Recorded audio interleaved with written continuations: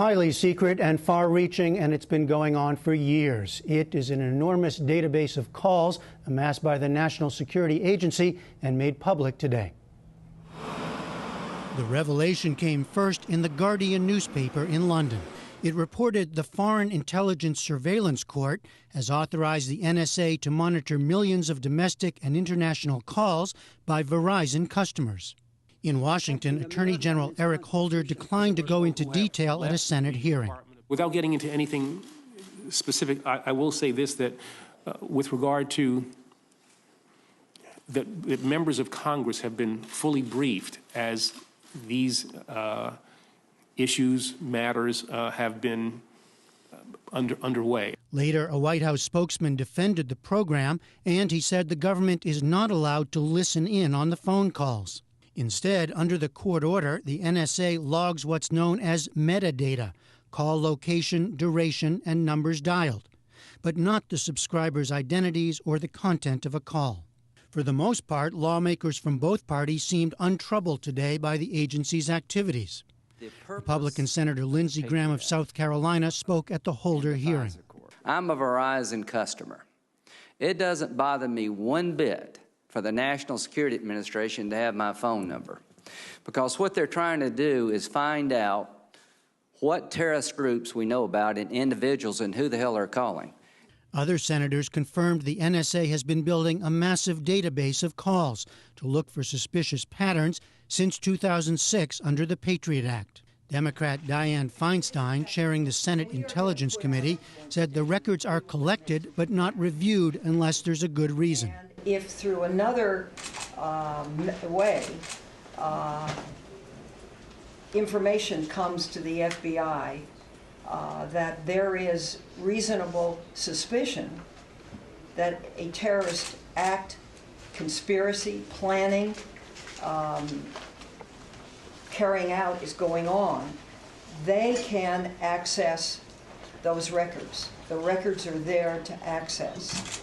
But at least one senator, Democrat Ron Wyden of Oregon, raised a concern in a statement, saying, "I believe that when law-abiding citizens call their friends, who they call, when they call, and where they call from is private information."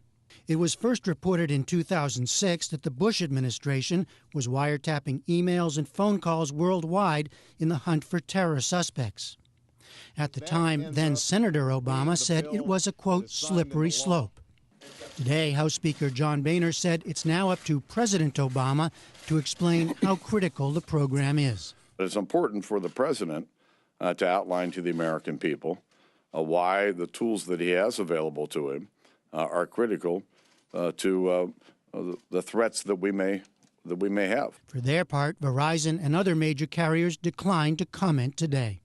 And late today, the Washington Post reported the NSA and the FBI are tapping directly into servers for 9 of the country's leading internet companies, gathering audio, video, photographs, emails, and other personal information under a highly classified program.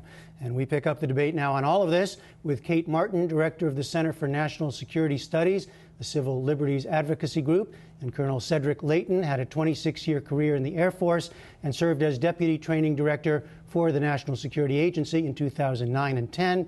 He now has his own consulting firm. Welcome to both of you. Thank you. Kate Martin, let me start with you. One reaction today we heard was, what's new? What's the big deal? This is a routine renewal of an order. You had a different reaction? Well, I was astounded, first of all, to learn for the first time that the government thinks the law allows this, and even more astounded to learn that they were doing it. We've engaged in debates in this country about changes to this law for the last 12 years.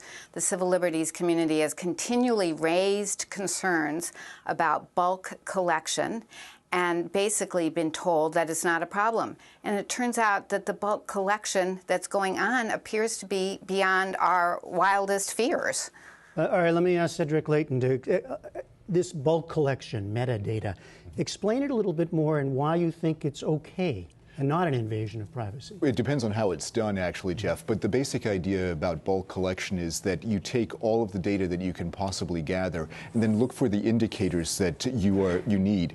So, for example, let's say you want to find somebody who is connected with somebody in Chechnya because of the Boston bombing. We'll use that as an example. So you look at how their phone calls work. You look at how they talk to people, where they talk to them, when they talk to them, and which people they talk to. So once you have that connection, let's say to Chechnya, then you also determine how that person interfaces with people in the United States, and if people in the United States are part of a network, a terrorist network, or if they're just innocent people that are part of a friends network that has no knowledge of any other efforts that are going on. Well, in fact, Kate Martin, the House Intelligence Committee Chairman Mike Rogers today said that, and I want to just quote this, that this NSA program helped stop a significant domestic terror attack in the U.S. in the last few years. Now, he didn't give any more information than that. That's all we know. Right. And I think that that's not the point at the moment. The question, of course, is whether or not a lesser intrusive program would also stop terrorist attacks. We all want that to happen. And the first question is whether or not the government's going to come clean, first of all, about what it thinks it has the legal power to do, and second of all, what it's doing. You know, so they've basically been keeping this a secret, and instead of, you know, saying, oh, gosh, maybe we need to have a public debate about the contours of the program, whether or not the program's really needed, et cetera, they've jumped to, oh, well, the program's been useful. But that's not the criteria. The criteria is whether or not the program's lawful, and it's lawful only, in my judgment, if the Congress and the American people have understood that the law allows it. And well, Congress apparently thinks that they understood it. They forgot to tell us. Well, let me, Colonel Layton, one of the questions here is sort of how clear the law is, right? I mean, in deciding when the collection of data is allowed, how well defined is this idea of relevancy to important security data? Is that clear? Well, it's, you know, when you look at how the law is written, it is not exactly explicitly clear. So, for example, Kate and I can have a debate on the issue, on the merits of the law, but the issue for an intelligence agency is how do I, as an intelligence agency, look at the data that is available to me and what kind of data should be made available to me. So the intelligence agencies look to the executive leadership in the White House and then the legislative leadership in Congress, and in these particular cases, Congress has been briefed on the program, on the nature of the program, and to some degree on the extent of the program. But they're looking to a judge ultimately who has to make has the opinion that this is in fact relevant enough. That's right, and the judge has to make the determination. In the case of the FISA courts, the Foreign Intelligence and Surveillance courts, they are designed specifically to work in a classified arena, and they take the arguments from NSA or another intelligence agency and say, okay, is this relevant to national security? Is there a clear and present danger to us right now that requires this kind of action? If there is not, then they should reject the motion. If there is, then they accept it, and that's how they operate. Well, so Kate Martin, respond to that. Where is the weak link, if you think there is one? Well, I think the first question that we don't know is, what is the government doing? Does it consider that it's relevant to collect not only all of our metadata on all of our phone calls and our internet communications, but also other kinds of records, bank records, credit card records? In the government's view, those aren't protected by the Fourth Amendment.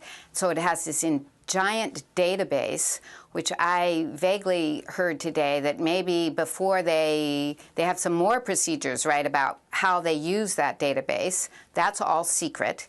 So we don't know what it is that they're collecting, the breadth of what they're collecting, nor do we know what the rules are about using it. And, you know, my view of the Constitution is that the basic purpose of the Fourth Amendment was to prevent general searches, which meant that the government goes into your house, takes everything, and looks through it to see if there's evidence of a crime or terrorism. And I worry that what it seems like, but we need to know because we don't know, and we've been denied the information, that what the government's approach at the moment is, well, we'll construct this enormous database on all Americans' activities.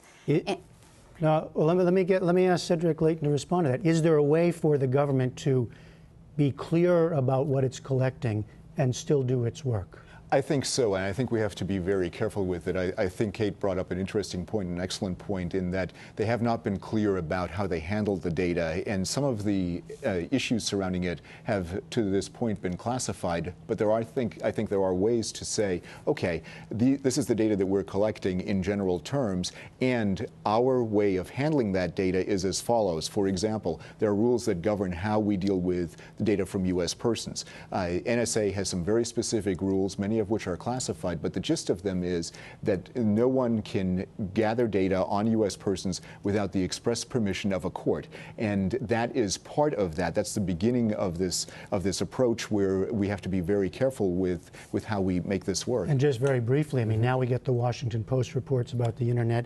Would it surprise you to find that other phone companies may have been involved with this as well? Oh, not at all. I think it's logical to say. You're expecting that we'll hear more? I definitely do. And just to be clear, the express permission of a court is not equal to a Fourth Amendment warrant. There was no Fourth Amendment warrant type order in this case. Right. And it's really disturbing that we have to learn about this through a leaked document rather. Okay, we will continue to follow this. Kate Martin and Cedric Layton, thank you both very much. Thank you. Thank you so much.